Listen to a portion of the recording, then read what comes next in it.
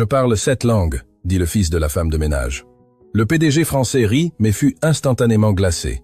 Sophie Dubois n'aurait jamais imaginé que son fils de 12 ans entrerait dans la salle du conseil la plus importante du gratte-ciel, où elle travaillait comme femme de ménage depuis 7 ans.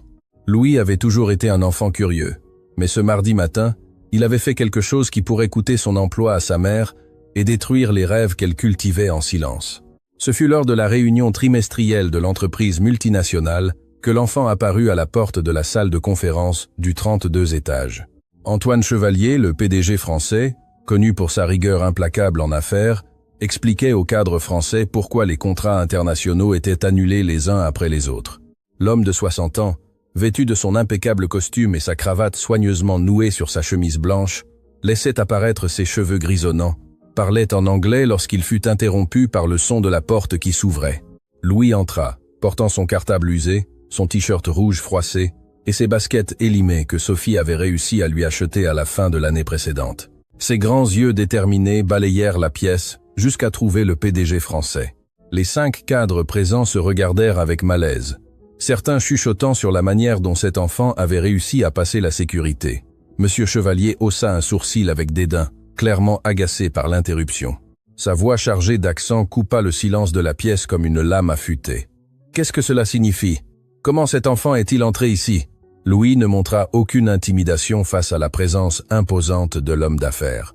Avec un courage qui semblait disproportionné pour son âge, il s'adressa directement au PDG et, à la surprise générale, commença à parler en arabe fluide. « Monsieur Chevalier, veuillez m'excuser d'interrompre votre réunion, mais je dois vous parler d'un sujet très important qui pourrait sauver les contrats de votre entreprise. » Le silence qui suivit fut assourdissant. Antoine Chevalier sentit comme si le sol avait disparu sous ses pieds. Après 3 décennies passées à Paris, il était rare qu'il entende quelqu'un parler l'arabe, sa langue maternelle, avec une telle perfection, et surtout pas d'un enfant français vêtu de vêtements simples. « Qui es-tu » demanda-t-il en arabe, testant l'enfant. « Mon nom est Louis Dubois. Ma mère est Sophie. Elle travaille ici, nettoyant les bureaux à l'aube, » répondit l'enfant, maintenant l'arabe avec une prononciation impeccable. « Je parle 7 langues et je peux résoudre le problème qui fait que les clients annulent les contrats. » Antoine laissa échapper un rire sarcastique, secouant la tête avec incrédulité. La situation lui semblait trop absurde pour être réelle. Un enfant pauvre, fils de la femme de ménage, affirmant parler 7 langues et promettant de résoudre des problèmes que ses meilleurs cadres ne pouvaient pas résoudre. « C'est ridicule, sécurité !» cria-t-il en anglais, faisant signe de faire sortir l'enfant. Mais Louis ne fut pas intimidé. Avant que quiconque ne puisse bouger, il continua de parler, cette fois en changeant pour un mandarin parfait. « Le problème n'est pas dans les prix ni dans la qualité des services. Le problème est dans la communication. Vous avez perdu le contrat avec l'entreprise chinoise parce que le traducteur a commis une grave erreur dans la proposition. » Antoine fut glacé. Le contrat chinois avait été annulé la semaine précédente et les détails de cette négociation étaient confidentiels. Seul lui et 3 cadres supérieurs connaissaient les raisons spécifiques de l'annulation. « Continue », dit-il en mandarin, testant à nouveau les connaissances de l'enfant. L'entreprise chinoise a interprété le mot utilisé dans la proposition comme de la subordination au lieu d'une association. Dans la culture chinoise, c'est offensant pour une entreprise de cette taille. Ils se sont sentis irrespectueux, expliqua Louis, toujours en mandarin fluide. Le PDG français sentit un frisson lui parcourir le dos. L'enfant avait raison, complètement raison. Mais comment pouvait-il connaître des détails aussi spécifiques d'une négociation ultra secrète? Le docteur Pierre Moreau, le directeur des opérations internationales, s'éclaircit la gorge avec malaise. « Antoine peut être, devrions-nous appeler la sécurité. C'est clairement une sorte de fuite d'informations. » Louis regarda directement le docteur Pierre et passa à un français parfait. « Il n'y a pas eu de fuite, docteur. J'ai entendu les conversations lorsque ma mère nettoyait ce bureau la semaine dernière. Vous parliez au téléphone avec le bureau de Montréal sur la façon de récupérer le contrat canadien, qui était aussi en français et avait été annulé. Le problème là-bas était similaire, mais impliquait une question de protocole culturel. » Pierre pâlit. Cette conversation avait réellement eu lieu, et il pensait être seul dans le bureau. Antoine Chevalier se leva lentement de sa chaise, les yeux fixés sur l'enfant.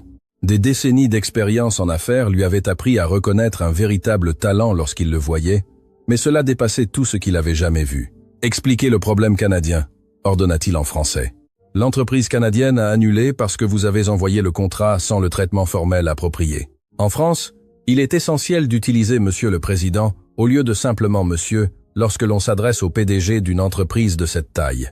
Ils l'ont considéré comme un manque de respect et de professionnalisme, répondit Louis en français. Impeccable, sans hésiter. La salle resta dans un silence complet. Antoine Chevalier sentit comme s'il était face à un phénomène qui défiait sa compréhension de la réalité. Comment un enfant de 12 ans, fils d'une femme de ménage, pouvait-il avoir une connaissance aussi spécifique des nuances culturelles internationales? Ce fut à ce moment que Sophie Dubois apparut à la porte de la salle de conférence. Ses mains tremblaient, tandis qu'elle tenait la serpillière, et son visage était pâle de terreur. Elle avait passé les 20 dernières minutes à chercher désespérément Louis, craignant le pire quand elle découvrit qu'il n'était pas à l'école. « Louis, qu'est-ce que tu fais ici ?» cria-t-elle en français en courant vers son fils. « Excusez-moi, messieurs, s'il vous plaît, ne le renvoyez pas.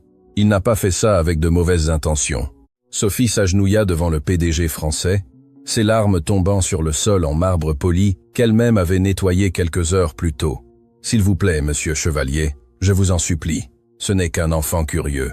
Je travaille ici depuis 7 ans. Je n'ai jamais causé de problème. S'il vous plaît, ne me renvoyez pas. C'est le seul travail que j'ai. » Antoine observa la scène avec des sentiments mitigés.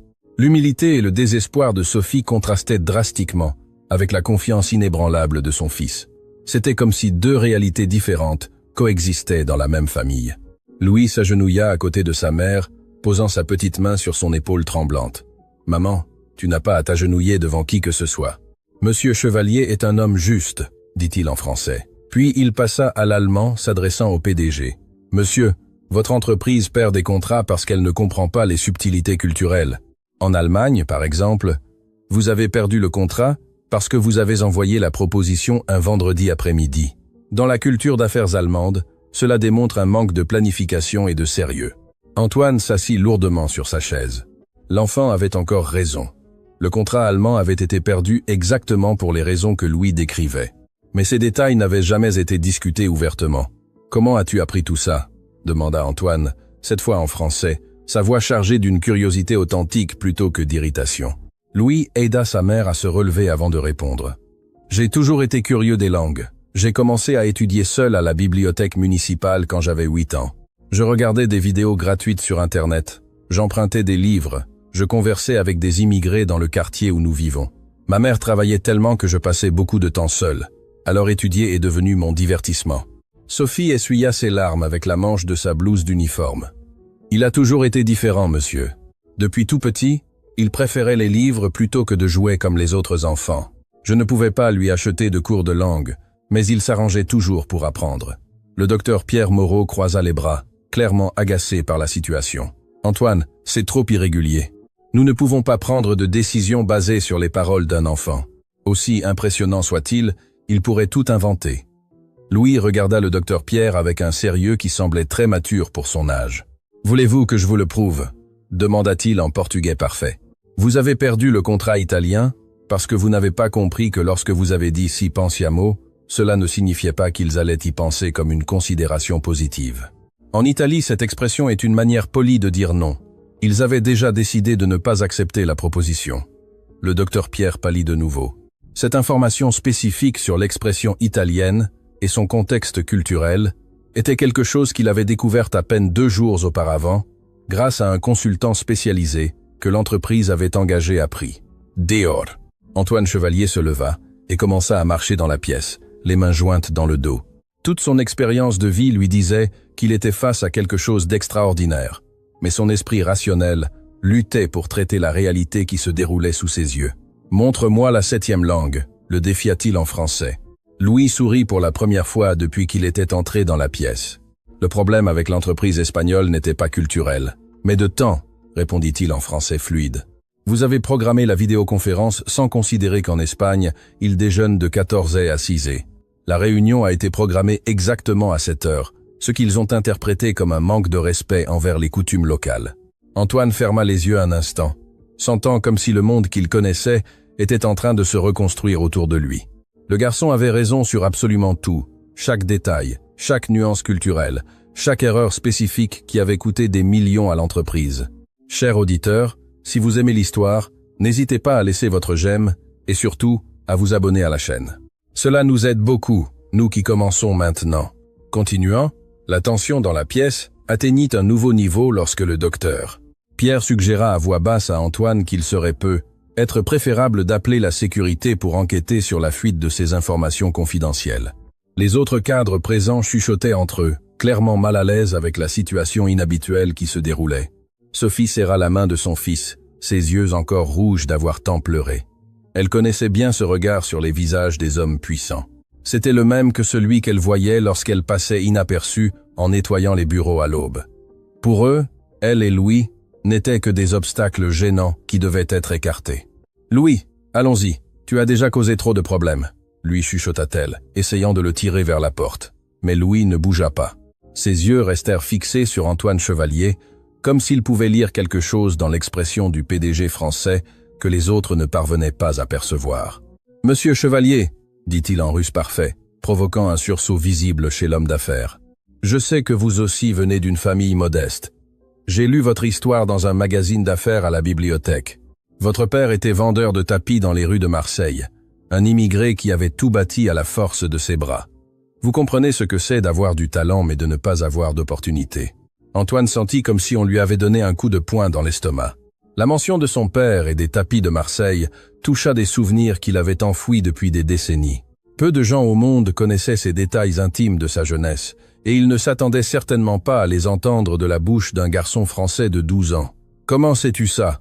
demanda-t-il en russe, sa voix chargée d'émotions contenues. « Parce que je fais des recherches sur les personnes que j'admire, » répondit Louis, maintenant son russe fluide. « Vous avez bâti cet empire parce que quelqu'un vous a donné une opportunité quand personne n'y croyait. Je ne demande que la même opportunité. » Le silence qui suivit ne fut brisé que par le son de la respiration haletante de Sophie, qui observait la conversation sans comprendre un mot de ce qui se disait. Mais percevant que quelque chose de profond se passait entre son fils et l'homme le plus puissant qu'elle ait jamais connu, Antoine se dirigea vers la fenêtre panoramique qui offrait une vue éblouissante sur Paris. Ses yeux parcoururent les bâtiments qui s'étendaient jusqu'à l'horizon, chacun représentant des rêves, des ambitions et des histoires de personnes qui, comme lui, avaient lutté pour construire quelque chose de plus grand que ce que leurs origines permettaient. « Tu as dit que tu pouvais résoudre nos problèmes », murmura-t-il, regardant toujours par la fenêtre. « Explique comment, Louis. » Louis prit une profonde inspiration, sentant que le moment décisif était arrivé. Il lâcha la main de sa mère et marcha jusqu'à se tenir à côté d'Antoine à la fenêtre. « Vous essayez de faire des affaires internationales en utilisant uniquement des traducteurs techniques, » expliqua-t-il en français, sa voix gagnant une confiance qui contrastait avec son apparence juvénile. Mais la traduction n'est pas seulement de convertir des mots d'une langue à l'autre, c'est traduire des cultures, des traditions, des façons de penser. Ideas no bray, ideas liaison. Antoine se retourna pour regarder le garçon, voyant son propre reflet dans les yeux déterminés de Louis. Continue. Chaque pays a son propre rythme, ses propres règles non écrites. L'entreprise perd des contrats parce qu'elle traite tous les clients de la même manière. Ce qui fonctionne en France ne fonctionne pas en Chine. Ce qui fonctionne en Chine ne fonctionne pas au Canada, expliqua Louis, en gesticulant de ses petites mains pour appuyer ses propos. Le docteur. Pierre laissa échapper un rire sarcastique. Antoine, tu ne peux pas prendre ça au sérieux. Ce n'est qu'un enfant qui répète des choses qu'il a entendues par hasard. Louis se tourna vers le docteur. Pierre avec une expression sérieuse. Docteur, avec tout le respect que je vous dois, vous avez perdu des contrats de 15 millions d'euros au cours des 6 derniers mois, précisément à cause de cette pensée, dit-il en anglais formel. Le problème n'est pas que je sois un enfant. Le problème est que vous n'écoutez pas quand quelqu'un a quelque chose d'important à dire. La précision de la valeur mentionnée par Louis fit s'étrangler tout le monde dans la pièce. Ce nombre spécifique n'était connu que des 3 cadres les plus anciens de l'entreprise et avait été discuté lors d'une réunion à huis clos à peine 2 jours auparavant. Sophie observait la scène avec un mélange de fierté et de terreur. Elle avait toujours su que Louis était spécial, mais elle n'avait jamais imaginé que son fils puisse s'exprimer avec une telle éloquence et connaissance devant des hommes aussi puissants. Antoine retourna à sa chaise, mais cette fois, il ne s'assit pas. Il resta debout, les mains posées sur la table en acajou poli. Ses yeux parcoururent chaque visage dans la pièce avant de se fixer à nouveau sur Louis. « Tu as mentionné une solution. Quelle serait-elle » Louis marcha jusqu'à la table de conférence et, avec la permission silencieuse d'Antoine, tira une chaise et monta dessus pour être à la hauteur des adultes. « Vous avez besoin de consultants culturels pour chaque région où vous faites des affaires, » commença sa voix, résonnant dans la pièce avec une autorité surprenante. Il ne sert à rien d'avoir le meilleur produit du monde, si vous ne savez pas comment le présenter de manière respectueuse pour chaque culture. Et où trouverions-nous ces consultants? Demanda Antoine, sincèrement intéressé. Ici même en France, répondit Louis avec un sourire. Ce pays a accueilli des immigrés du monde entier. Il y a des communautés chinoises, arabes, italiennes, allemandes, japonaises, des personnes qui ont conservé leurs traditions et connaissent aussi bien la culture française que celle de leur pays d'origine. La simplicité brillante de la solution laissa tout le monde momentanément sans voix. Antoine avait dépensé des fortunes à engager des consultants internationaux alors que la solution était juste sous son nez. Mais cela ne résout pas le problème immédiat, dit le docteur. Pierre, tentant de reprendre le contrôle de la situation. Les contrats sont déjà annulés. Les clients ont déjà perdu confiance. Louis se leva de la chaise et marcha jusqu'à se tenir devant le docteur Pierre. Mais ils peuvent être reconquis, affirma-t-il en anglais. Chacun de ses clients a annulé parce qu'il s'est senti culturellement irrespecté. Si l'entreprise s'excuse de la bonne manière, dans la bonne langue, en suivant les bons protocoles culturels, ils comprendront que c'était un malentendu. « Et saurais-tu comment faire ces approches correctes ?» demanda Antoine, commençant à voir des possibilités là où il ne voyait que des problèmes auparavant. « Je peux aider l'entreprise à comprendre chaque culture et à créer les stratégies correctes pour chaque situation, » répondit Louis avec confiance. Non seulement les langues, mais les protocoles, les horaires, les formes de traitement, les cadeaux appropriés, tout ce qui est nécessaire. Sophie trouva enfin le courage de parler. « Avec votre permission, messieurs, je sais que mon fils est intelligent, mais vous ne pouvez pas sérieusement envisager d'engager un enfant pour résoudre les problèmes d'une entreprise de cette taille. » Antoine regarda Sophie avec une expression douce qu'elle n'avait jamais vue auparavant. « Madame Dubois, votre humilité est admirable, mais vous sous-estimez votre fils, dit-il gentiment en français. En 30 ans d'affaires internationales, je n'avais jamais vu quelqu'un faire preuve d'une compréhension culturelle aussi précise. Son âge n'a pas d'importance s'il peut apporter des résultats. » Le docteur. Pierre croisa les bras, clairement contrarié. « Antoine, c'est complètement irrégulier. Nous ne pouvons pas fonder des décisions commerciales sur les paroles d'un enfant, aussi impressionnant soit-il. Et s'il fait semblant, et s'il ne peut pas tenir ses promesses ?» Louis regarda directement le docteur Pierre. « Vous voulez une preuve ?» demanda-t-il en français. « Laissez-moi appeler l'entreprise chinoise tout de suite et récupérer ce contrat. » Le défi flotta dans l'air comme une bombe sur le point d'exploser. Antoine Chevalier sentit son cœur s'accélérer. Si le garçon réussissait réellement à récupérer ce contrat, ce serait la preuve définitive de ses capacités. S'il échouait, toute cette situation surréaliste prendrait fin. « Es-tu sûr de ce que tu proposes ?» demanda Antoine en arabe. « Je le suis », répondit Louis dans la même langue. « Mais j'ai besoin d'une condition. »« Laquelle ? » « Si je parviens à récupérer le contrat chinois, vous promettez que ma mère sera traitée avec respect ici dans l'entreprise. Je ne veux pas qu'elle continue d'être considérée comme une simple femme de ménage invisible. » Antoine sentit une piqûre au cœur. Les paroles du garçon faisaient écho à des souvenirs de sa propre jeunesse. Quand il était traité comme invisible par les riches commerçants de Marseille, alors qu'il aidait son père à vendre des tapis dans les rues. « Si tu parviens à récupérer ce contrat, » dit Antoine lentement, ta mère recevra une promotion au poste de coordinatrice de nettoyage avec un salaire décent et des avantages sociaux complets. Sophie ouvrit la bouche sous le choc, mais Louis n'avait pas terminé. « Et je veux étudier, » ajouta-t-il. « Vous n'avez pas besoin de me payer comme employé, mais je veux avoir accès aux cours de langue que l'entreprise offre aux cadres. Je veux continuer à apprendre. » Antoine tendit la main à Louis. « Marché conclu. Maintenant, montre-moi de quoi tu es capable. » Louis serra la main du PDG français avec une fermeté surprenante pour son âge. Antoine prit son téléphone professionnel et composa le numéro de l'entreprise chinoise, activant le haut-parleur pour que tous puissent écouter. Après quelques tonalités, une voix féminine répondit en mandarin « Wei Shanghai International Trading ». Louis prit une profonde inspiration et commença à parler en mandarin parfait. « Bonjour, mon nom est Louis Dubois. J'appelle au nom d'Al Mansour Industries de France.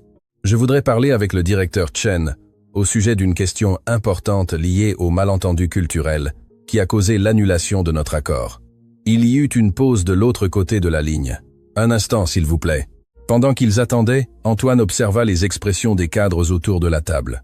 Le docteur. Pierre était pâle, clairement nerveux par la tournure des événements. Sophie serrait les mains avec force, priant en silence pour que son fils ne échoue pas devant tant de personnes importantes. « Allô, ici, Chen Wing. dit une voix masculine grave en mandarin. Directeur Chen, merci beaucoup d'avoir accepté mon appel, répondit Louis, maintenant le ton respectueux approprié pour la culture chinoise. J'appelle pour exprimer notre profonde reconnaissance de la grave erreur que notre entreprise a commise dans la traduction de la proposition commerciale. Erreur? Demanda Chen, sa voix montrant de la curiosité. Oui, monsieur. Nous avons découvert que notre traduction a utilisé des termes qui suggéraient une relation de subordination au lieu d'un partenariat égalitaire. Dans la culture chinoise, nous savons que c'est profondément offensant pour une entreprise du prestige de Shanghai International Trading. Il y eut un long silence de l'autre côté de la ligne. Antoine retint sa respiration, sentant comme si le destin de son entreprise se décidait à cet instant. Intéressant, dit finalement Chen. Personne dans votre entreprise n'avait fait preuve de compréhension de cet aspect culturel jusqu'à présent parce que nous n'avions pas la bonne personne pour la communication. Directeur Chen, nous aimerions reformuler notre proposition avec le respect dû que votre entreprise mérite, en vous traitant comme les partenaires égaux que vous auriez toujours dû être. Antoine observa fasciné Louis naviguer la conversation avec une sophistication culturelle que ses propres cadres n'avaient jamais montrée. « Et qui serait cette personne adéquate ?» demanda Chen, clairement intrigué. « Moi-même, monsieur. J'ai étudié le mandarin et la culture chinoise parce que je crois que faire de vraies affaires signifie comprendre et respecter les traditions des personnes avec qui nous travaillons. Vous parlez bien notre langue. Quel âge avez-vous » Antoine sentit son cœur s'arrêter. Si Chen découvrait qu'il parlait à un enfant de 12 ans, toute la crédibilité serait perdue. « J'ai peu d'âge mais beaucoup de respect pour la sagesse chinoise », répondit Louis diplomatiquement. Comme le dit le proverbe, l'âge est important, mais la sagesse peut venir sous n'importe quelle forme. Chen rit de l'autre côté de la ligne. « C'est vrai? Eh bien, jeune sage, que propose votre entreprise pour corriger ce malentendu? Nous aimerions refaire complètement la proposition, cette fois avec des traductions culturellement appropriées et des termes qui reflètent un véritable partenariat d'égal à égal. Nous aimerions également envoyer la proposition à l'heure appropriée selon les coutumes chinoises et inclure un cadeau symbolique approprié comme geste de bonne volonté. » Quel genre de cadeau? Antoine réalisa qu'il retenait sa respiration. Louise improvisait sur un terrain complètement inconnu. Un ensemble de livres sur l'histoire de la France traduits en mandarin pour démontrer notre désir de partager notre culture, tout comme nous respectons la vôtre.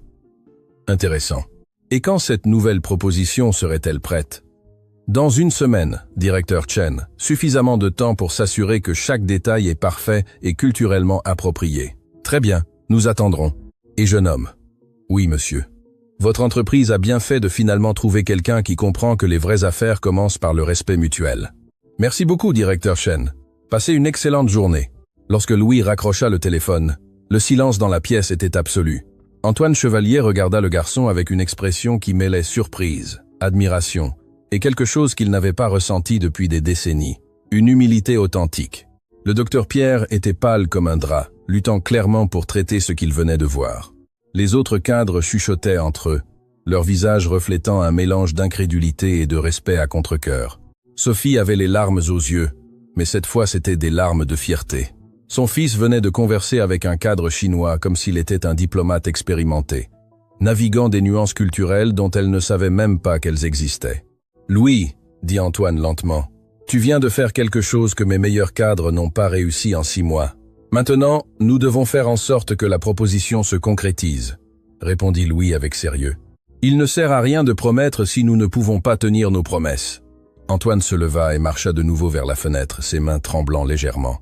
En 30 ans à construire son empire commercial, il ne s'était jamais senti aussi surpris et en même temps aussi inspiré. « Docteur, Pierre, » dit-il sans se retourner, « je veux que vous annuliez tous mes engagements cette semaine.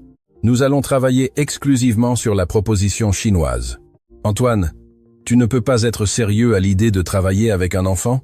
protesta le docteur Pierre. Antoine se retourna lentement, son expression plus sérieuse que quiconque dans la pièce n'avait jamais vue. « Docteur Pierre, en 6 mois, vous avez perdu 15 millions d'euros en contrat pour ne pas avoir compris ce que cet enfant vient de nous apprendre en 1 heure. Il est peu, être temps de reconnaître que l'âge n'est pas synonyme de sagesse et que la sagesse n'est pas synonyme de diplôme universitaire. » L'ambiance dans la pièce changea radicalement. Antoine venait de prendre une position que personne n'attendait, défendant publiquement un garçon de 12 ans contre son propre directeur des opérations. Louis s'approcha de sa mère et lui prit la main. « Maman, Tu n'as pas à avoir peur. Monsieur Chevalier est un homme de parole. Naus bin kom, iken sa, karing Allah. Desfa, iken now. Sophie regarda le PDG français avec un mélange de gratitude et d'inquiétude. Monsieur, je ne sais pas comment vous remercier, mais Louis a encore besoin d'aller à l'école. Il ne peut pas abandonner ses études. Bien sûr que non, acquiesça Antoine. En fait, je vais m'assurer qu'il ait les meilleurs professeurs particuliers de langue que l'argent puisse acheter. Considérez-le comme un investissement de l'entreprise. Le docteur. Pierre ne put plus se retenir. Antoine, c'est de la folie. Tu parles d'investir des ressources de l'entreprise dans un enfant basé sur un seul appel téléphonique. Antoine marcha jusqu'au docteur. Pierre et le regarda directement. Pierre, combien de millions m'as-tu coûté ces 6 derniers mois avec ton incapacité à comprendre les marchés internationaux? C'est différent. J'ai un MBA de HEC Paris, 20 ans d'expérience. Et ce garçon de 12 ans vient de résoudre en 1 heure un problème que tu n'as pas pu résoudre en 6 mois, l'interrompit Antoine. Il est peu. Être temps d'admettre que l'expérience sans résultat n'est que du temps perdu. La tension dans la pièce atteignit un niveau presque palpable. Sophie percevait que son fils avait involontairement provoqué une crise de pouvoir au sein de l'entreprise et craignait que cela puisse avoir des conséquences dangereuses pour eux deux. « Monsieur Chevalier, » dit Sophie timidement, « il serait être préférable de laisser les choses telles qu'elles étaient auparavant. Nous ne voulons pas causer de problèmes dans votre entreprise. »« In versus the Awela, Sophie, » répondit Antoine avec gentillesse. « Le problème existait déjà avant que vous n'entriez dans cette pièce. La différence est que maintenant nous avons l'opportunité de le résoudre. » Louis regarda autour de la pièce, percevant les tensions que sa présence avait créées. Avec une maturité impressionnante pour son âge, il s'adressa à Antoine en arabe. « Monsieur, il serait être préférable que nous travaillions en privé ces prochains jours.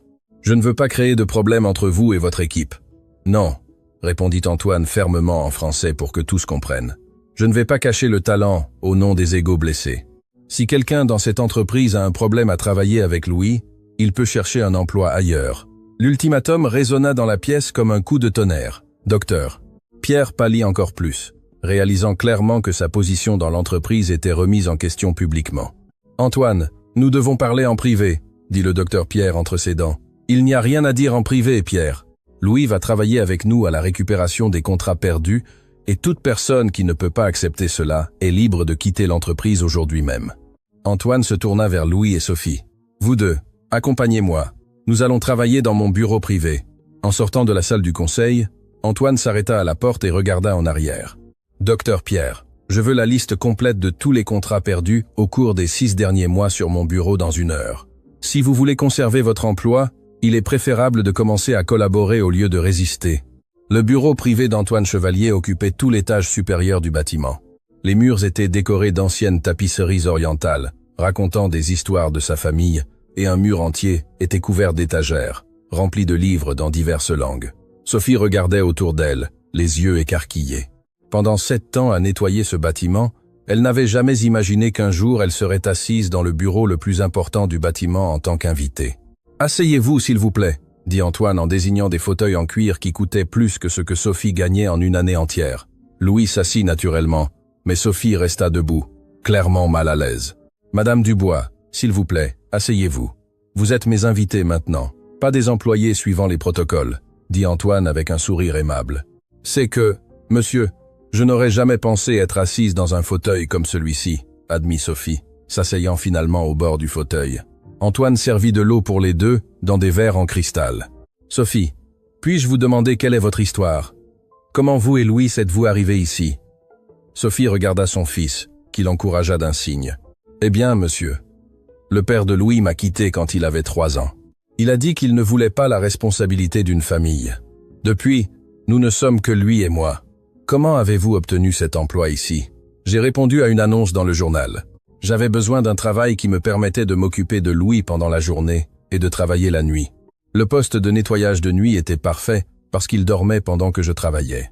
Antoine hocha la tête, comprenant les difficultés que Sophie avait rencontrées. « Et quand vous êtes-vous rendu compte que Louis avait cette capacité spéciale avec les langues? » « Depuis tout petit, il était différent, » dit Sophie, son visage s'illuminant en parlant de son fils. « Quand il avait 5 ans, il a commencé à imiter les accents des gens à la télévision. Je pensais que c'était un jeu. Mais après, je me suis rendu compte qu'il comprenait vraiment ce qu'il disait.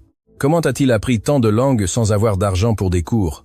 Il passait des heures à la bibliothèque municipale, expliqua Sophie.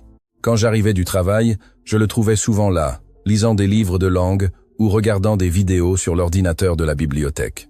Antoine se tourna vers Louis. « Et comment as-tu appris la culture d'entreprise internationale ?»« Je lisais des magazines d'affaires que les gens laissaient dans le métro, » répondit Louis. « Et j'écoutais les conversations quand j'accompagnais ma mère au travail. J'ai appris que la langue n'est que le début. L'important est de comprendre comment les gens pensent.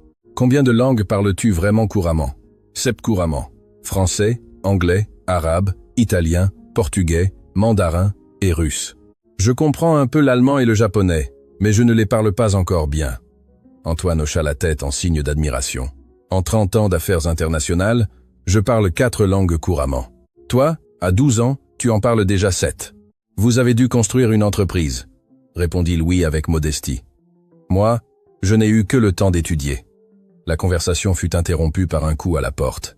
La secrétaire d'Antoine entra avec une pile de documents. « Monsieur Chevalier, le docteur Pierre a envoyé la liste des contrats perdus que vous avez demandé. Merci Sophie. Et dites au docteur Pierre que nous travaillerons ici le reste de l'après-midi. » Lorsque la secrétaire sortit, Antoine éparpilla les documents sur son bureau. « Louis, voici tous les contrats perdus au cours des 6 derniers mois, 15 millions d'euros. Penses-tu pouvoir nous aider à comprendre ce qui a mal tourné dans chaque cas ?» Louis se leva et s'approcha du bureau. Ses yeux parcoururent rapidement les documents. « Puis-je voir les communications originales qui ont été envoyées à chaque entreprise ?» Antoine ouvrit son ordinateur et commença à accéder aux fichiers.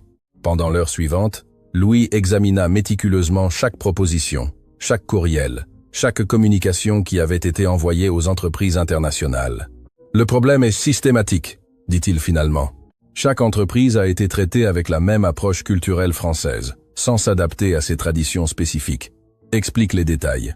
L'entreprise japonaise a annulé parce que vous avez envoyé la proposition pendant la Golden Week, qui est un jour férié national au Japon. Cela montre que vous n'avez pas recherché leur calendrier culturel, » commença Louis. « Continue. L'entreprise italienne a annulé parce que vous avez programmé une réunion pour août, quand toute l'Italie part en vacances. L'allemande a annulé parce que vous avez envoyé des courriels très informels, et en Allemagne les affaires sont toujours formelles. La canadienne a annulé pour le traitement inapproprié que j'ai déjà expliqué. » Antoine observait fasciné Louis décomposer chaque erreur avec une précision chirurgicale. « Et penses-tu que tous ces contrats peuvent être récupérés? »« Je crois que oui, » répondit Louis avec confiance. « Chaque entreprise a annulé parce qu'elle s'est sentie culturellement irrespectée, non pas parce qu'elle n'aimait pas le produit ou le prix. Si nous nous excusons de la bonne manière et refaisons les propositions en respectant leur culture, elles comprendront que c'était un malentendu. » Sophie observait la conversation avec un mélange de fierté et d'inquiétude. Son fils parlait de récupérer 15 millions d'euros comme si c'était quelque chose de naturel pour un enfant de 12 ans. « Louis, » dit Antoine, « comprends-tu la responsabilité de ce que tu proposes de faire? Si tu échoues, mon entreprise peut subir des dommages encore plus importants. »« Je comprends, monsieur, » répondit Louis sérieusement. « Mais je comprends aussi que si je n'essaie pas, rien ne changera. Vous continuerez à perdre des contrats pour les mêmes raisons. » Antoine se pencha en arrière sur sa chaise, observant le garçon avec une admiration croissante. « Tu me rappelles moi-même quand j'avais ton âge. La même détermination, la même volonté de prouver que j'étais capable de quelque chose de plus grand. »« Vous venez vraiment d'une famille pauvre ?» demanda Louis avec une curiosité authentique. Antoine sourit, ses souvenirs remontant des décennies en arrière. « Mon père vendait des tapis dans les rues de Marseille. Nous étions si pauvres que parfois nous ne mangions qu'un seul repas par jour. Mais mon père disait toujours que l'éducation était la seule chose que personne ne pourrait nous enlever. Comment avez-vous réussi à sortir de cette situation? Un riche commerçant a remarqué que je parlais plusieurs langues et m'a offert un emploi de traducteur. C'était exactement l'opportunité dont j'avais besoin pour prouver ma valeur. » Sophie percevait les similitudes entre l'histoire d'Antoine et la situation de Louis. Les deux étaient jeunes avec des talents exceptionnels, cherchant une opportunité de prouver leur valeur. « Monsieur Chevalier, » dit Sophie timidement, « croyez-vous vraiment que mon fils puisse aider votre entreprise? » Sophie, en 3 décennies d'affaires, j'ai appris à reconnaître le talent authentique. Louis n'est pas seulement un enfant intelligent. Il a un don rare pour comprendre les gens et les cultures. Cela vaut plus que n'importe quel diplôme universitaire. Mais, et si ça tourne mal? Et si les clients n'acceptent pas de travailler avec un enfant? Alors nous essaierons une approche différente, répondit Antoine. Mais quelque chose me dit qu'ils seront impressionnés par sa compétence, tout comme je l'ai été. Louis regarda sa mère avec détermination. « Maman, toute ta vie tu as travaillé dur pour me donner des opportunités.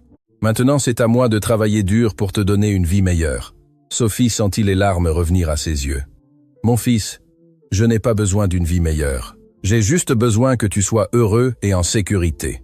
Mais je veux plus que ça, maman. Je veux que tu sois fier de moi et je veux que tu n'aies plus jamais à t'agenouiller devant personne. Yesa, Brona, Xpiz, Mane, Abisso, Xpiz. » Antoine observa l'échange émotionnel entre la mère et le fils, sentant un pincement au cœur en se souvenant de sa propre mère, décédée sans voir son succès commercial. « Bon, » dit Antoine, brisant le moment émouvant. « Si nous allons faire ça, nous devons commencer immédiatement. Louis, es-tu prêt à travailler dur les prochains jours? »« Je suis prêt, monsieur. »« Thank you. I feel you have reasons 200 time. » Et toi, Sophie, te sens-tu à l'aise avec le fait que ton fils travaille ici? Sophie regarda Louis, voyant la détermination briller dans ses yeux. « Si c'est ce qu'il veut, je le soutiens. Mais il doit continuer à étudier à l'école. »« Bien sûr, » accepta Antoine. « En fait, je vais lui trouver des professeurs particuliers pour qu'il puisse étudier ici même pendant les pauses. » La conversation fut de nouveau interrompue par un coup à la porte. Cette fois, le docteur, Pierre entra sans attendre la permission, son expression clairement agitée. « Antoine, nous devons parler d'urgence, » dit-il en lançant des regards de désapprobation à Louis et Sophie. « Dis ce que tu as à dire, Pierre. Nous n'avons pas de secret ici. J'ai reçu des appels de 3 cadres supérieurs demandant des éclaircissements sur les rumeurs selon lesquelles tu engages un mineur pour faire le travail de consultant international. » Antoine soupira, visiblement fatigué des résistances constantes. « Et quelle a été ta réponse? » « J'ai dit que tu étais au courant des aspects légaux, mais ils veulent une confirmation directe de ta part. Dis-leur que Louis est un consultant culturel, pas un employé. Il n'y a pas d'empêchement légal à ce qu'il nous conseille sur des questions culturelles. » Le docteur Pierre hésita à la porte. « Antoine, es-tu sûr de ce que tu fais? Cela cause beaucoup de remous dans l'entreprise. » Pierre, en 24 heures, Louis a déjà ravivé l'intérêt de 2 clients que nous avions complètement perdus. Quels résultats ton équipe a-t-elle produit ces 6 derniers mois? La question resta sans réponse. Le docteur.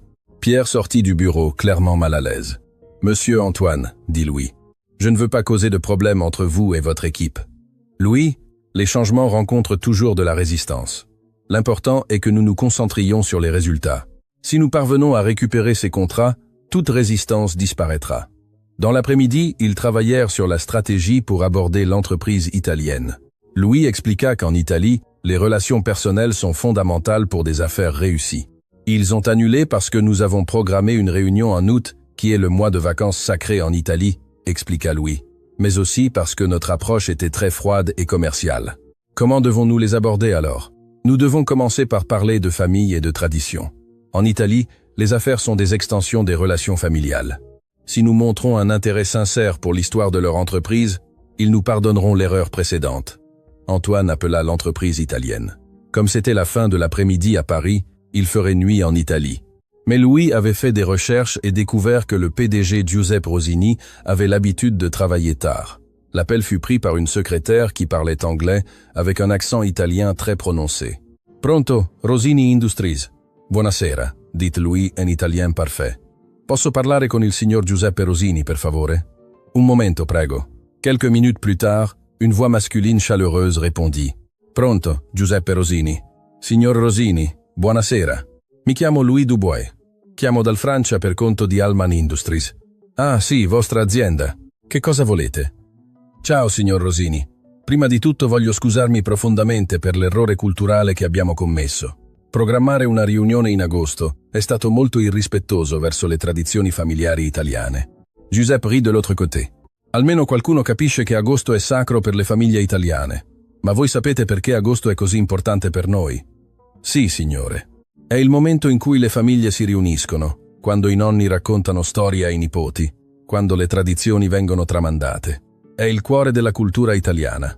Bravissimo. Finalmente qualcuno che capisce. Et voi, avec famiglia? Antoine observa Louis naviguer habilement la conversation, démontrant une compréhension profonde des valeurs familiales italiennes. Sì, ho mia madre che è la persona più importante della mia vita. Lei ha lavorato molto duramente per darmi opportunità. Bene, Un uomo che rispetta sua madre è un uomo di cui ci si può fidare. E cosa proponete per riparare questo errore? Vorremmo rifare completamente la proposta, questa volta mostrando come la nostra partnership può beneficiare non solo le vostre aziende, ma le comunità e le famiglie che dipendono da esse. Interessante. Quanto tempo vi serve? 2 settimane, signore. Tempo sufficiente per preparare qualcosa degno di una famiglia rispettabile come la vostra. D'accordo, ma questa volta voglio vedere che avete davvero capito cosa significa fare affari in Italia. Certamente, signor Rosini, grazie per su pazienza e comprensione. Arrivederci, ragazzo, et saluta tua madre da parte mia. Lorsque Louis raccrocha, Antoine souriait largement. Il semblait beaucoup plus réceptif que la première fois. Les Italiens valorisent les relations personnelles par-dessus tout. Quand j'ai mentionné ma mère et montré que je comprenais l'importance de la famille, il a commencé à me faire confiance. Et maintenant? Maintenant, nous devons créer une proposition qui montre comment notre partenariat va renforcer les communautés où votre entreprise opère. Cela ne peut pas être seulement des profits. Antoine hocha la tête en signe d'admiration. En un jour, tu as réussi à ouvrir le dialogue avec des clients que nous avions complètement perdus. Comment as-tu appris à naviguer ces nuances culturelles aussi bien? Je me suis toujours intéressé aux personnes différentes, répondit Louis. Quand on veut vraiment comprendre quelqu'un, il faut comprendre d'où il vient et ce qu'il valorise. La fin de l'après-midi apporta une surprise. Sophie apparut à la porte du bureau d'Antoine avec les larmes aux yeux, mais cette fois c'était des larmes de bonheur. « Monsieur Antoine, merci beaucoup, dit-elle. Les filles de l'équipe de nettoyage m'ont traité avec tant de respect aujourd'hui. Pour la première fois en 7 ans, je me suis senti comme une personne importante dans ce bâtiment. Sophie, tu as toujours été importante. La différence est que maintenant les gens le reconnaissent, répondit Antoine avec gentillesse. Comment s'est passé le premier jour de Louis? Ton fils a ravivé l'intérêt de 2 entreprises que nous avions complètement perdues. Il fait des miracles. Doproga, Dan, Louis courut embrasser sa mère. Maman, comment s'est passé ton nouveau travail? Différent, mon fils, très différent. J'ai un bureau à moi, une équipe à coordonner, et les gens m'appellent Madame Dubois au lieu de juste saluer quand ils me voient. Antoine observa les retrouvailles entre la mère et le fils avec une sensation de satisfaction qu'il n'avait pas ressentie depuis des années. Il assistait à la transformation d'une famille grâce à l'opportunité et à la reconnaissance du mérite authentique. « Sophie, Louis, dit Antoine, voudriez-vous dîner avec moi aujourd'hui? Je connais un restaurant où nous pourrons discuter des prochaines étapes. » Sophie hésita. « Monsieur, nous ne savons pas nous comporter dans les restaurants chics. Sophie, vous vous comportez en étant vous-même.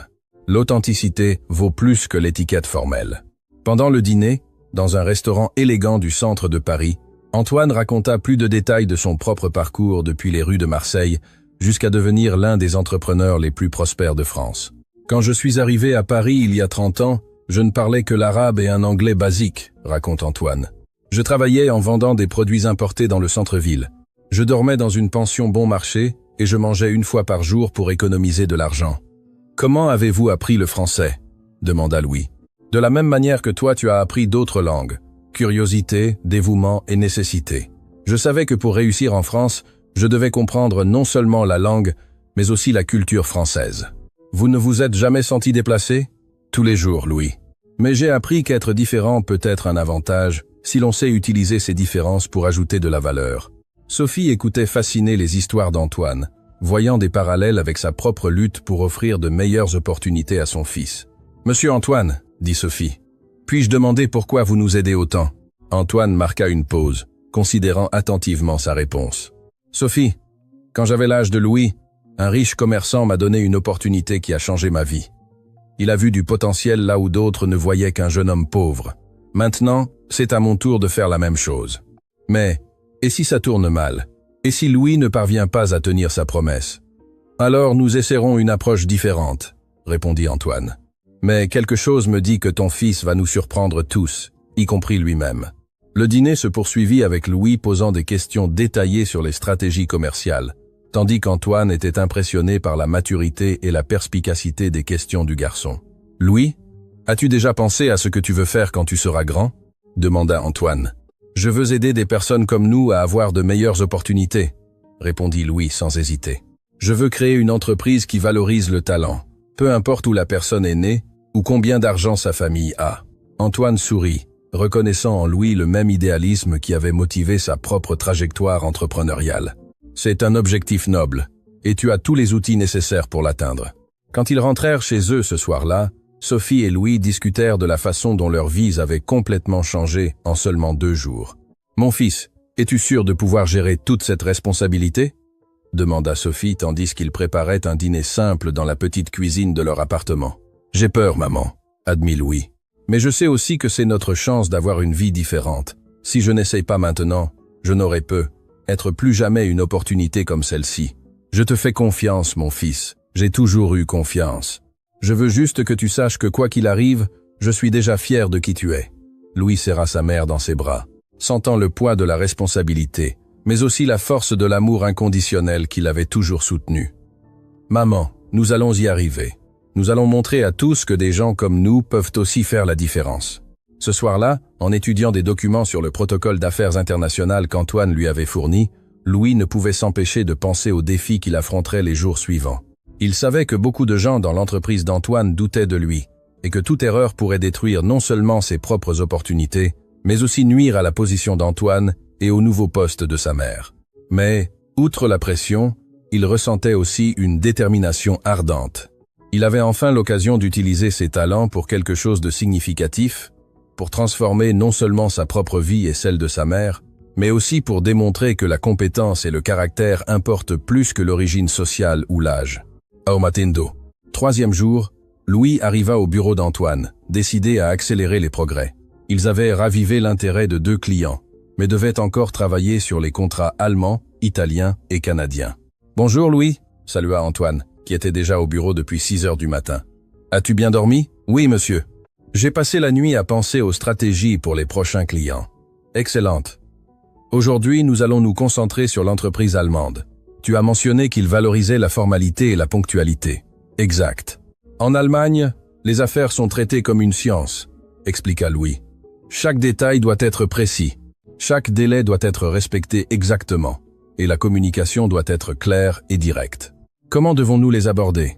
Contrairement aux Italiens qui valorisent les relations personnelles, les Allemands veulent voir de la compétence technique et de la fiabilité. Nous devons démontrer que nous reconnaissons notre erreur de planification et que nous avons mis en œuvre des systèmes pour garantir que cela ne se reproduira plus jamais. Antoine appela l'entreprise allemande. Il était midi à Paris, ce qui signifiait 17-0 en Allemagne. Une heure appropriée pour trouver des cadres encore au bureau, mais pas trop tard pour interrompre la routine allemande de ponctualité. L'appel fut pris immédiatement par une secrétaire qui parlait allemand avec une précision mécanique. Müller Technologies. Guten Tag.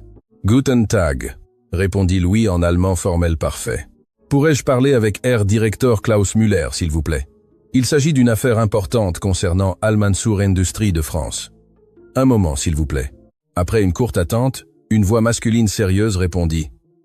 Klaus Müller à l'appareil, que désirez-vous? Herr Müller. Mon nom est Louis Dubois. J'appelle pour nous excuser de la grave erreur de planification que nous avons commise en fixant le rendez-vous. Erreur de planification. C'était plus qu'une erreur de planification. C'était une preuve de manque de professionnalisme. Vous avez tout à fait raison, Herr Müller. Suggérer un rendez-vous un vendredi après-midi démontre que nous ne respectons pas la culture du travail allemande. Klaus Müller marqua une pause, clairement surpris par la spécificité de la reconnaissance de l'erreur. Alors, vous comprenez pourquoi cela était problématique? Oui, Herr Müller. En Allemagne, le vendredi après-midi est réservé pour préparer le week-end. Suggérer une réunion d'affaires à ce moment-là montre un manque de planification et un manque de respect envers l'équilibre entre vie professionnelle et vie privée. C'est étonnamment précis. Comment l'avez-vous compris? Nous avons étudié nos erreurs et reconnu que les affaires internationales réussies exigent une connaissance culturelle précise. Nous voulons vous offrir une nouvelle présentation qui respecte les normes allemandes de ponctualité et de minutie. Combien de temps vous faudrait-il? 2 semaines, Herr Müller. Assez de temps pour créer une présentation qui réponde aux normes de qualité allemandes et garantira que cette présentation sera ponctuelle et complète. Absolument, Herr Müller. Vous avez ma parole. Bien, j'attends la présentation dans exactement 2 semaines. Aucun retard ne sera accepté. Compris? Merci beaucoup pour votre patience, Herr Müller. Au revoir. Lorsque Louis raccrocha, Antoine secouait la tête en signe d'admiration. D'après son ton, il semble que tu aies réussi à l'impressionner. Les Allemands respectent la précision et la reconnaissance directe des erreurs. Quand j'ai expliqué exactement pourquoi notre approche précédente était inadéquate, il aperçut que nous avions vraiment étudié et compris notre faute. Andeskongoga into the poor. Andesiav. Andeskongoga into the dem. Et maintenant, nous avons 2 semaines de plus de délai pour tenir nos promesses. Oui, mais cette fois, nous savons exactement quoi faire. La proposition allemande doit être techniquement parfaite, avec des calendriers détaillés et des garanties spécifiques. Antoine se pencha en arrière sur sa chaise. Louis, tu viens de raviver l'intérêt du 3e client en 3 jours. Te sens-tu confiant? Je le suis, mais je suis aussi conscient que la partie la plus difficile est encore à venir. Les faire nous écouter à nouveau n'était que le premier pas. Maintenant, nous devons livrer des propositions qui soient vraiment excellentes. L'après-midi fut consacré à travailler sur les détails des 3 propositions simultanément. Antoine avait mis toute son équipe de techniciens à la disposition de Louis, qui coordonnait les travaux avec une maturité qui impressionnait même les employés les plus expérimentés. Vers 6h00, le docteur. Pierre apparut de nouveau à la porte du bureau, mais cette fois son expression était différente. « Antoine, puis-je vous parler à vous deux ?»« Bien sûr, Pierre. » Le docteur. Pierre s'assit, l'air légèrement mal à l'aise. « Antoine, Louis, je vous dois des excuses à tous les deux. » Antoine et Louis échangèrent des regards surpris. « J'ai reçu des appels de 3 clients aujourd'hui, demandant des éclaircissements sur les rumeurs selon lesquelles nous avons de nouveaux protocoles culturels. Le mot s'est répandu sur le marché international que nous avons un consultant culturel exceptionnel. »« Et alors ?» demanda Antoine. « Alors, 2 entreprises qui n'avaient jamais fait affaire avec nous ont appelé aujourd'hui, voulant des réunions spécifiquement pour connaître nos services de conseil culturel. » Antoine se leva, clairement surpris. « Tu es sérieux ?»« Complètement sérieux. » La nouvelle que nous avons rétabli le dialogue avec des clients que nous avions perdus s'est rapidement répandue dans le milieu des affaires internationales. And in the very of word, in the dislamenter. Louis resta calme, mais Antoine pouvait voir la satisfaction briller dans ses yeux. « Docteur Pierre, » dit Louis, « vous n'avez pas besoin de vous excuser. Les changements sont toujours difficiles à accepter au début. » « Non, Louis, j'avais tort. J'ai laissé le préjugé sur votre âge affecter mon jugement professionnel. C'était inapproprié de ma part. » Antoine observa la scène avec satisfaction. Il n'avait fallu que 3 jours pour que les résultats de Louis commencent à changer les attitudes dans l'entreprise. « Pierre, j'apprécie ton honnêteté, » dit Antoine. « Comment pouvons-nous travailler ensemble à partir de maintenant? J'aimerais offrir toute la coopération de mon équipe pour garantir que les propositions soient techniquement parfaites. Louis a l'expérience culturelle, mais nous devons combiner cela avec notre expertise technique. »« Ce serait excellent, » dit Louis. « Seul, je ne pourrais pas créer des propositions techniquement détaillées. Nous devons travailler ensemble. » Le docteur Pierre tendit la main à Louis. « Partenaire. »« Partenaire » acquiesça Louis, serrant fermement la main du cadre. Le changement d'attitude du docteur. Pierre marqua un tournant dans l'entreprise. Au cours des jours suivants, d'autres cadres qui avaient montré une résistance initiale commencèrent à chercher Louis pour en apprendre davantage sur les nuances culturelles internationales. 1 semaine après le premier jour de Louis dans l'entreprise, les 3 propositions étaient presque prêtes. La proposition japonaise comprenait une présentation visuelle suivant les protocoles esthétiques japonais avec un cadeau culturel approprié et un langage qui démontrait un profond respect pour les traditions commerciales du pays. La proposition italienne mettait l'accent sur les valeurs familiales et communautaires, montrant comment le partenariat bénéficierait non seulement aux entreprises, mais aussi aux communautés locales. Elle incluait des invitations pour que les cadres français visitent l'Italie afin de connaître personnellement les opérations de l'entreprise italienne. La proposition allemande était techniquement impeccable, avec des calendriers précis, des garanties spécifiques et des protocoles de qualité qui respectaient les normes allemandes les plus rigoureuses. Le lundi de la 2e semaine, ils commencèrent à envoyer les propositions. La première fut pour le Japon, suivant exactement les protocoles de temps et de présentation que Louis avait étudiés. 2 heures après avoir envoyé la proposition japonaise, le téléphone d'Antoine sonna. C'était Hiroshi Yamamoto. « Moshi moshi, monsieur Chevalier », dit-il en anglais avec un fort accent japonais. « Yamamoto-san, quel honneur de recevoir votre appel. Nous avons reçu votre proposition. Elle est impressionnante. Je veux parler au jeune consultant culturel qui a préparé cela. » Antoine passa le téléphone à Louis, qui changea immédiatement pour un japonais poli. « Yamamoto-san, arigato gozaimasu pour votre temps. Anata no teian ni itotsu shitsumon ga arimasu. Aidozo, anata wa juni sai desu ka ?» La question qu'Antoine craignait était enfin arrivée. Yamamoto voulait savoir si Louis avait réellement 12 ans. Hai junise desu. Demo toshi yorimo bunka ni tezuru kei ga juyo desu. Louis avait répondu que oui, il avait 12 ans, mais que le respect de la culture était plus important que l'âge. Il y eut un long silence. Anata no koto wa watakushi desu. Toshi yorimo kokoro ga taisetsu da to iu koto rikai shimasu. Keiyaku o fukatsu sasemashoka. Antoine observa le visage de Louis s'illuminer. Onto desuka, Yamamoto-san. Hai, raishu ni kaiji o shimashoka. Moshiron desu, arigato gozaimasu.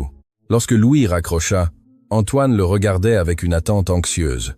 Il veut réactiver le contrat et a programmé une réunion pour la semaine prochaine. Antoine se leva de sa chaise et serra Louis dans ses bras. Tu as réussi. Tu as récupéré un contrat de 3 millions d'euros. La nouvelle se répandit rapidement dans l'entreprise. En quelques heures, des employés qui n'avaient jamais parlé à Louis venaient le saluer. Le changement d'atmosphère était palpable. Le mardi fut le tour de la réponse italienne. Giuseppe Rosini appela personnellement. Louis, mio caro amico. Signor Rosini, commenta sta? Benissimo, ho ricevuto la vostra proposta. Si dice bellissima. Avete inteso realmente ciò che significa fare affari in Italia? Grazie, signore. Abbiamo lavorato molto per rispettare le tradizioni della vostra azienda. E cela se voit. Ma femme à Lou la partie sur les valeurs familiales est à pleurer d'émotion. Aucune entreprise étrangère n'a jamais montré une telle compréhension de notre culture. Nous sommes honorés, signor Rosini. Le contrat est à vous, Louis, et je veux que vous et monsieur Chevalier veniez en Italie en tant que nos invités pour signer en personne. Lorsque Louis raccrocha, Antoine était radieux. 3 millions de plus récupérés, et ils veulent que nous visitions l'Italie. Le mercredi, Klaus Müller appela d'Allemagne. Herrera. Herr Müller, oui j'étais in. Votre présentation est excellente, précise, complète et livrée ponctuellement. Vielen Dank, Herr Müller. Le contrat est approuvé. Nous commençons le mois prochain. 3 contrats récupérés, 9 millions d'euros. En 2 semaines, Louis avait réalisé quelque chose que l'équipe d'Antoine n'avait pas pu faire en 6 mois. La célébration ce soir-là eut lieu dans le même restaurant où Antoine avait emmené Sophie et Louis le premier jour, mais cette fois la table était pleine. Le docteur, Pierre était là, ainsi que d'autres cadres qui étaient devenus des admirateurs de Louis. Sophie observait son fils être traité avec respect et admiration par des hommes puissants qui 2 semaines auparavant ne savaient même pas qu'il existait. « Monsieur Antoine, » dit Sophie, « je ne sais pas comment vous remercier pour ce que vous avez fait pour nous. » Sophie, ce n'est pas moi qui ai fait quoi que ce soit. C'est le talent extraordinaire de votre fils qui a fait la différence. Mais vous avez donné l'opportunité. Sans cela, son talent n'aurait jamais été découvert. Antoine regarda Louis, qui conversait animément avec le docteur. Pierre, sur des stratégies pour étendre les services de conseil culturel de l'entreprise. Savez-vous, Sophie, je pensais que je vous aidais, mais maintenant je me rends compte que c'est vous qui m'avez aidé. Louis m'a rappelé pourquoi j'avais créé cette entreprise. Pour créer des opportunités pour des personnes talentueuses, indépendamment de leur origine. L'histoire aurait pu se terminer là, avec une fin heureuse et tous les conflits résolus. Mais la vie est rarement aussi simple et de nouveaux défis ne faisaient que commencer. 2 semaines après les premières victoires de Louis, Antoine reçut un appel qui changerait tout à nouveau. « Antoine, ici Éric Dubois de la Fédération des entrepreneurs français », dit la voix au téléphone. « Éric, quel plaisir de vous entendre. En quoi puis-je vous aider ? En fait, c'est l'inverse. J'ai entendu parler de votre nouveau consultant culturel et je suis impressionné par les résultats que vous obtenez. Louis est vraiment exceptionnel. C'est de lui que je veux parler. Nous avons reçu des propositions de 3 entreprises multinationales qui veulent embaucher ses services. Elles sont prêtes à payer des sommes très élevées. Antoine sentit son estomac se serrer. Quel genre de proposition ? Une entreprise américaine a offert un demi-million d'euros par an pour qu'il travaille exclusivement avec eux. Une entreprise suisse a offert encore plus. Antoine raccrocha le téléphone, les mains tremblantes. Pendant 2 semaines, il avait complètement oublié que le talent de Louis ne lui appartenait pas. D'autres entreprises découvriraient inévitablement le garçon et essaieraient de l'attirer avec des offres impossibles à refuser. Lorsque Louis arriva au bureau ce matin-là, Antoine était visiblement inquiet. « Il s'est passé quelque chose, monsieur Antoine ?» Antoine hésita. Comment expliquer à un garçon de 12 ans que son succès avait attiré l'attention d'entreprises prêtes à offrir des fortunes pour ses services ? « Louis, je dois te parler de quelque chose d'important. Ton travail ici a été si exceptionnel que d'autres entreprises veulent t'embaucher. D'autres entreprises avec des offres financières très élevées plus d'argent que je ne pourrais en payer. Louis s'assit lentement sur la chaise. Vous me licenciez? Non, bien sûr que non. Mais je dois être honnête avec toi. Si d'autres entreprises t'offrent de meilleures opportunités, je ne peux pas t'empêcher de les considérer. Antoine expliqua les détails des offres, observant les expressions qui traversaient le visage de Louis. Un demi-million par an, c'est beaucoup d'argent, dit Louis finalement. C'est une fortune, Louis. Cela changerait complètement ta vie et celle de ta mère. Mais cela signifierait aussi te quitter, toi qui m'as donné la première opportunité. Antoine sentit une piqûre au cœur. Louis, j'ai survécu avant de te connaître. Tu dois faire ce qui est le mieux pour ton avenir. Puis-je y réfléchir? Bien sûr, mais ne tarde pas trop. Ces entreprises veulent une réponse rapide. Ce soir-là, Louis discuta avec sa mère des offres. Sophie fut stupéfaite des sommes mentionnées. Mon fils, un demi-million par an. C'est plus d'argent que ce que je gagnerais en 20 ans. Je sais, maman. Mais ce n'est pas seulement pour l'argent. Comment ça? Monsieur Antoine a cru en moi quand personne d'autre ne l'aurait fait. Il a risqué sa propre réputation pour me donner une opportunité. Si je pars maintenant, j'abandonne celui qui m'a aidé au moment où j'en avais le plus besoin. Mais mon fils, c'est une opportunité unique dans une vie. Il se peut que quelque chose comme ça ne se présente plus jamais. Maman, et si je peux créer quelque chose d'encore plus grand? Et si, au lieu de travailler pour une entreprise riche, je peux aider Monsieur Antoine à construire quelque chose qui aide d'autres personnes comme nous? Sophie regarda son fils avec un mélange de fierté et d'inquiétude. Es-tu sûr de ce que tu penses? J'ai une idée, maman. Mais je dois d'abord en parler à Monsieur Antoine. Le lendemain matin, Louis arriva au bureau d'Antoine avec une détermination que le PDG français reconnut immédiatement. C'était la même détermination que lui-même avait ressentie des décennies auparavant lorsqu'il avait décidé de refuser des offres d'emploi sûres pour construire sa propre entreprise. Monsieur Antoine, j'ai pris ma décision concernant les offres des autres entreprises. Antoine prit une profonde inspiration, se préparant à entendre qu'il perdait le jeune homme qui était devenu si important pour son entreprise et pour son propre renouveau personnel. Je t'écoute. Je veux refuser toutes les offres. Antoine sentit une vague de soulagement, mais aussi de confusion. Louis, comprends-tu que tu refuses une fortune? Je le comprends, mais j'ai une proposition différente. Laquelle? Je veux que nous créions ensemble une division de conseil culturel au sein de votre entreprise, non seulement pour récupérer des contrats perdus, mais pour aider les entreprises françaises à faire des affaires internationales de la bonne manière, dès le début. Foria Selling-san. Migo-san. Antoine se pencha en arrière sur sa chaise, intrigué. Continue. Il existe des centaines d'entreprises françaises qui perdent des opportunités internationales pour les mêmes raisons que celles pour lesquelles nous avons presque perdu ces contrats. Si nous créons un service qui enseigne à ces entreprises à comprendre les cultures internationales, nous pouvons aider toute la France à être plus compétitive mondialement. La vision de Louis était ambitieuse et inspirante. Antoine pouvait voir les possibilités se déployer dans son esprit. Et tu renoncerais à un demi-million par an pour travailler sur ce projet? Ce n'est pas renoncer, monsieur Antoine, c'est investir. Si notre projet fonctionne, il peut valoir beaucoup plus qu'un demi-million. Et plus important encore, il peut aider des centaines d'entreprises et des milliers de familles. Antoine garda le silence pendant plusieurs minutes, traitant la proposition. Louis ne refusait pas seulement une fortune. Il proposait de créer quelque chose qui pourrait transformer la compétitivité internationale de toute la France. Louis, tu n'as que 12 ans. Comment peux-tu penser en des termes aussi vastes? Parce que j'ai appris de vous que l'âge ne limite pas la vision. Vous avez construit tout cela quand vous étiez jeune, parce que vous pensiez grand et n'aviez pas peur de prendre des risques.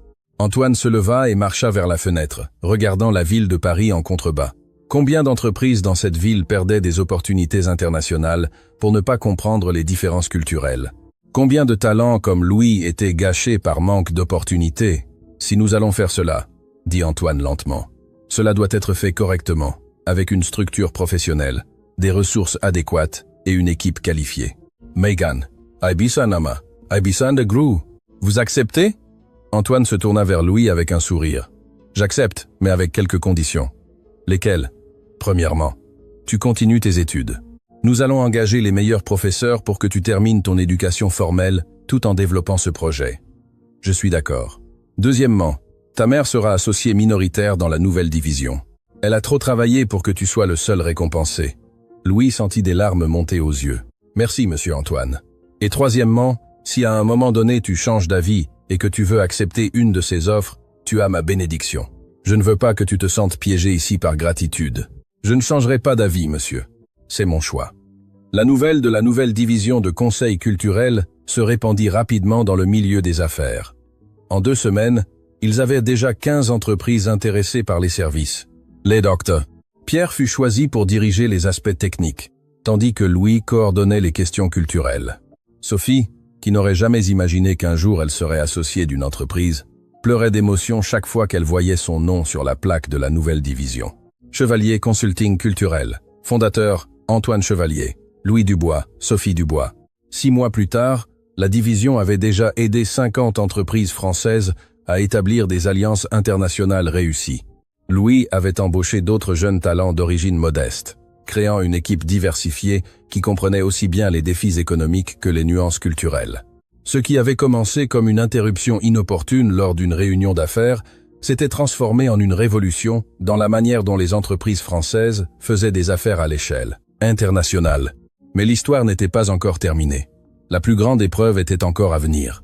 1 an après ce premier matin où Louis avait fait irruption dans la salle du conseil, un appel arriva qui allait tester toutes les limites de ce qu'ils avaient construit ensemble. « Antoine, ici Chen Weiming de Shanghai International Trading », dit la voix familière au téléphone. « Chen, quel plaisir de t'entendre. Comment vont les choses ? Très bien, grâce à l'alliance exceptionnelle avec vous. En fait, je t'appelle avec une proposition spéciale. Je t'écoute. Notre consortium chinois veut engager exclusivement les services de Louis pour établir des opérations dans toute l'Amérique latine. L'offre est de 5 millions d'euros par an, plus des primes. » Antoine sentit comme si le sol avait disparu sous ses pieds. 5 millions d'euros annuels était une somme astronomique, impossible à égaler. « C'est une offre très généreuse, Chen, et il y a plus. Nous offrons la résidence à Shanghai, l'éducation dans les meilleures universités chinoises et l'opportunité pour Louis de construire sa propre entreprise de conseil avec notre soutien financier. Je vais en parler avec lui et je te rappellerai. » Lorsque Antoine raccrocha, ses mains tremblaient de nouveau. Cette fois, l'offre était trop importante pour l'ignorer. Aucun parent responsable ne pourrait conseiller à un enfant de refuser une opportunité qui lui garantirait une sécurité financière à vie. Louis, maintenant âgé de 13 ans, avait encore mûri au cours de l'année de travail dans l'entreprise. Quand Antoine lui expliqua l'offre chinoise, le garçon écouta en silence, traitant toutes les implications. « 5 millions par an, » répéta Louis lentement. « C'est une fortune, Louis, plus d'argent que tu ne pourrais dépenser en toute une vie. Et ils veulent que tu déménages en Chine avec toute ta famille.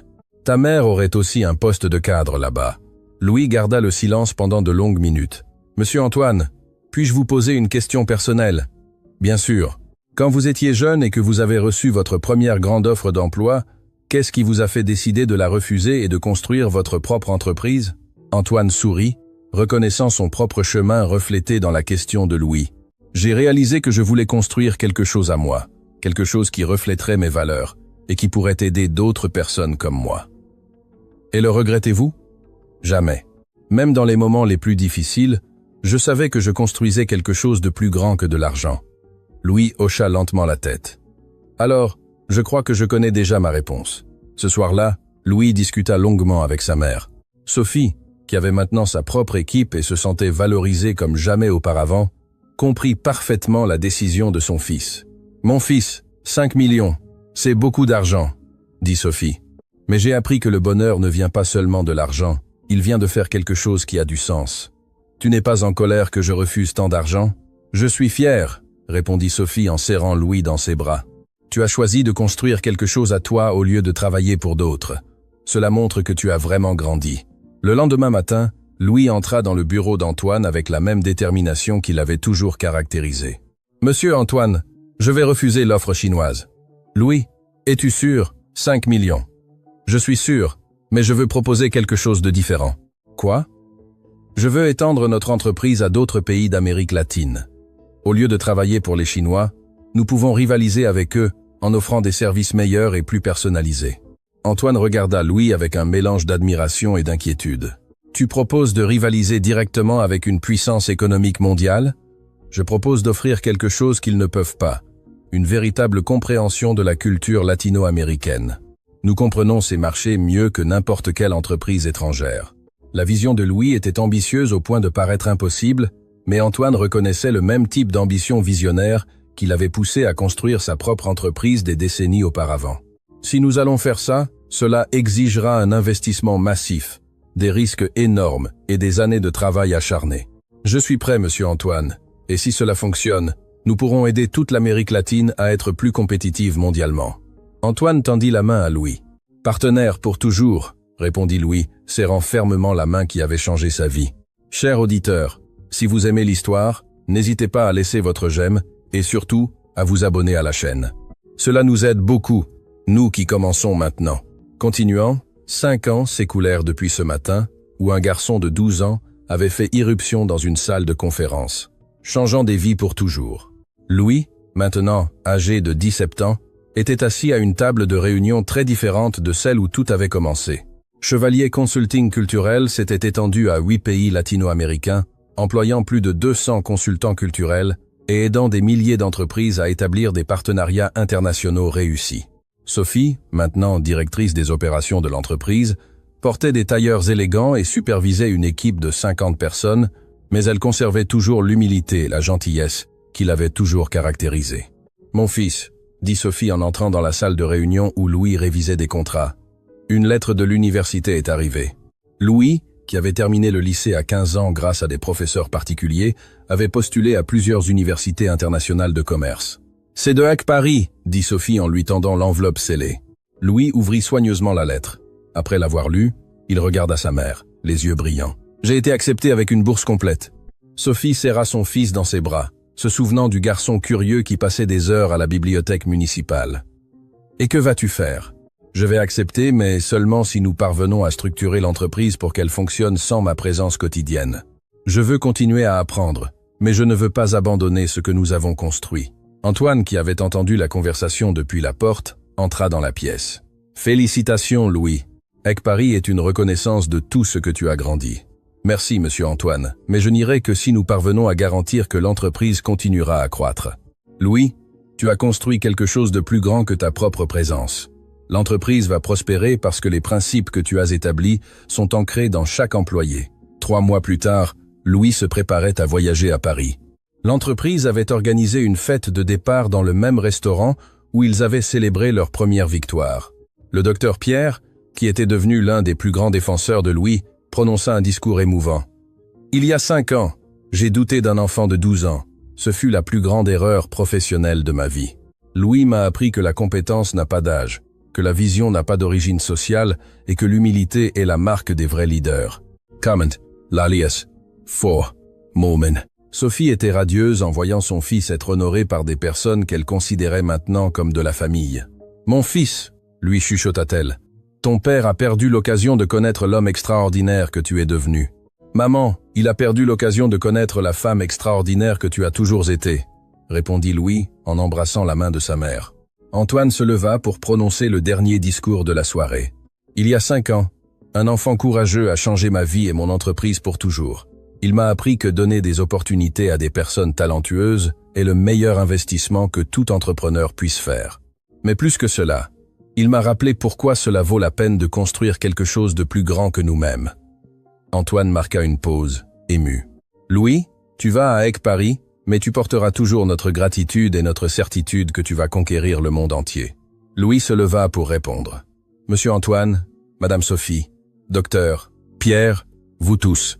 Quand je suis entré dans cette pièce il y a 5 ans, j'étais désespéré de prouver ma valeur.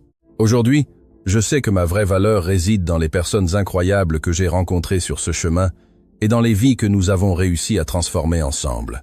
And then, planktant, when plankso, and say plankso. » Il regarda autour de la pièce, voyant des visages qui représentaient sa famille choisie. « Je vais à HEC Paris non pas pour vous quitter, mais pour en apprendre encore plus sur la façon dont nous pouvons aider des personnes talentueuses partout dans le monde. Un jour, je veux créer une fondation qui donnera des opportunités à des garçons et des filles comme moi, qui ont du talent, mais n'ont pas d'opportunités. » La fête continua tard avec des histoires partagées et des souvenirs célébrés.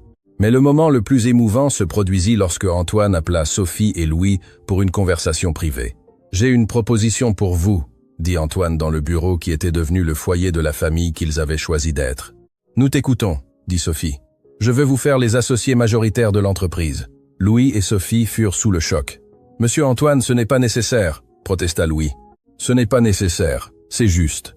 Vous avez transformé une entreprise en une famille et une idée en un mouvement. Vous méritez d'être les propriétaires de ce que vous avez construit. Antoine prit des documents qu'il avait soigneusement préparés. Quand Louis sera diplômé de HEC Paris, vous aurez le contrôle total de l'entreprise. Je resterai consultant, mais le leadership sera le vôtre. Sophie avait les larmes aux yeux. Antoine, comment pouvons-nous vous remercier pour tout ce que vous avez fait pour nous, en continuant à donner des opportunités à des personnes comme vous, en maintenant vivantes les valeurs que nous avons construites ensemble. 2 ans plus tard, Louis achevait ses études à HEC Paris lorsqu'il reçut un appel qui allait une fois de plus mettre à l'épreuve sa détermination. Louis, ici Charles Dupont. De Dupont International Consulting, dit la voix au téléphone. Louis connaissait l'entreprise. C'était l'une des plus grandes sociétés de conseil en affaires au monde. En quoi puis-je vous aider, monsieur Dupont? Nous voulons acheter votre entreprise. Nous offrons 50 millions d'euros et vous deviendriez notre directeur mondial de la consultation culturelle. 50 millions d'euros. C'était une somme impossible à imaginer quand Louis était un enfant pauvre qui étudiait à la bibliothèque municipale. C'est une offre très généreuse, monsieur Dupont. Et il y a plus. Nous offrons d'étendre les services à tous les continents, avec vous à la tête d'une équipe mondiale de 1000 consultants. Je vais en discuter avec mes associés, et je vous rappellerai. Lorsque Louis appela Sophie et Antoine, leur racontant l'offre, il y eut un long silence. 50 millions, mon fils, dit Sophie finalement. C'est plus d'argent que ce dont nous pouvions rêver. Louis, cette fois tu dois accepter, dit Antoine. C'est l'opportunité d'étendre globalement tout ce que nous avons construit, mais en travaillant pour une autre entreprise, en perdant notre indépendance. Parfois, accepter de l'aide est la manière la plus intelligente de grandir, argumenta Antoine. Louis passa des semaines à examiner l'offre. La somme était tentante, et l'opportunité d'impacter le monde entier était exactement ce dont il avait toujours rêvé. Mais quelque chose le dérangeait.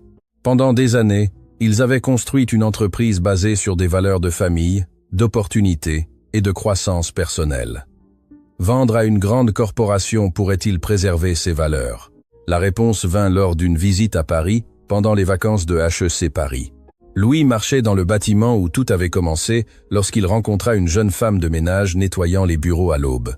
« Bonsoir », salua Louis. « Bonsoir, monsieur », répondit la jeune femme, clairement nerveuse de parler à quelqu'un de bien habillé. « Comment vous appelez-vous »« Isabelle, monsieur. »« Isabelle, avez-vous des enfants ?»« J'ai un enfant de 8 ans, monsieur. Il veut étudier, mais c'est difficile avec mon salaire. » Louis sourit, se voyant et Sophie quelques années auparavant. « Et il aime étudier ?»« Il adore, monsieur, toujours avec des livres à la main. Il dit qu'il veut être médecin quand il sera grand. »« Isabelle, demain, amenez votre fils ici.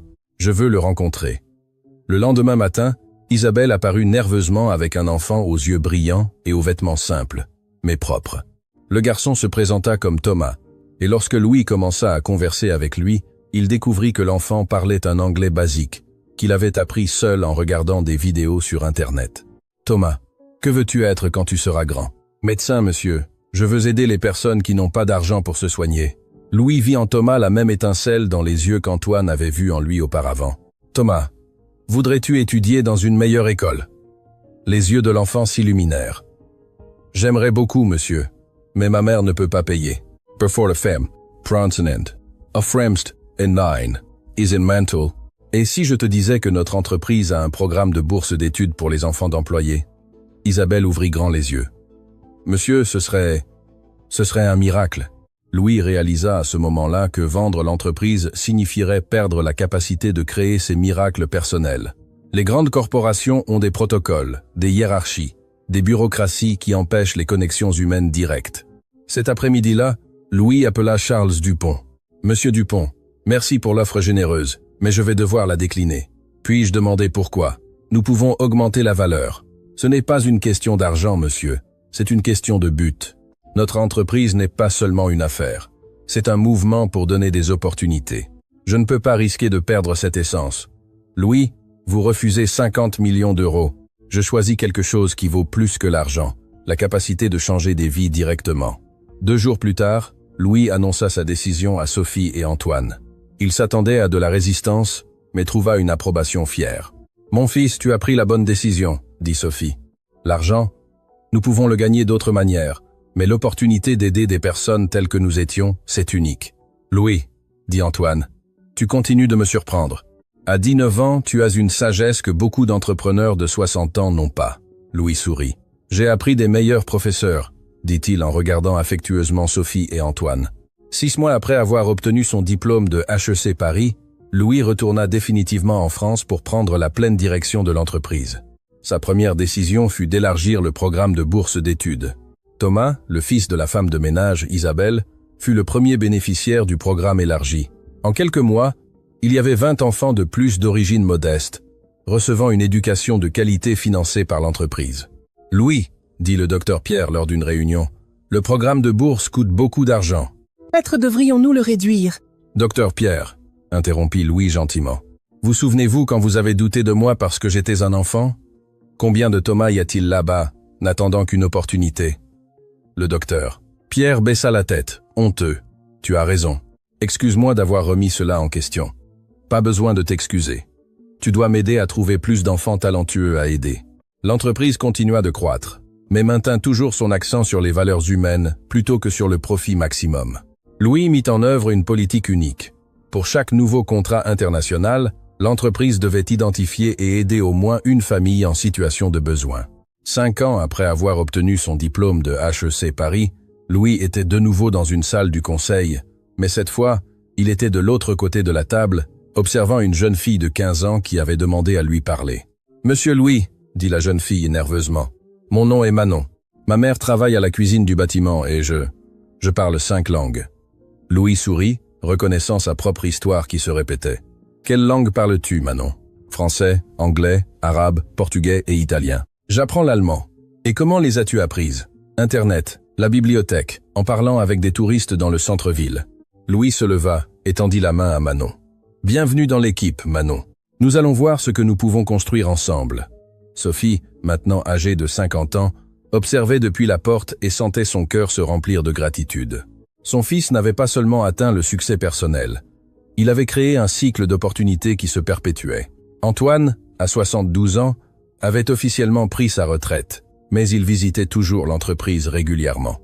Cet après-midi-là, il trouva Louis en train de guider Manon sur les protocoles culturels internationaux. « Comment vous sentez-vous en voyant l'histoire se répéter ?» demanda Antoine. « Je me sens reconnaissant », répondit Louis. Reconnaissant d'avoir appris que le vrai succès n'est pas ce que l'on réalise pour soi-même, mais le nombre de portes que l'on ouvre pour les autres. Et quelle est la prochaine étape? Louis regarda par la fenêtre, voyant Paris s'étendre jusqu'à l'horizon. Nous étendre en Afrique et en Asie. Il y a des millions de jeunes talents sur ces continents qui n'ont besoin que d'opportunités. Ce ne sera pas facile. Ça ne l'a jamais été, sourit Louis.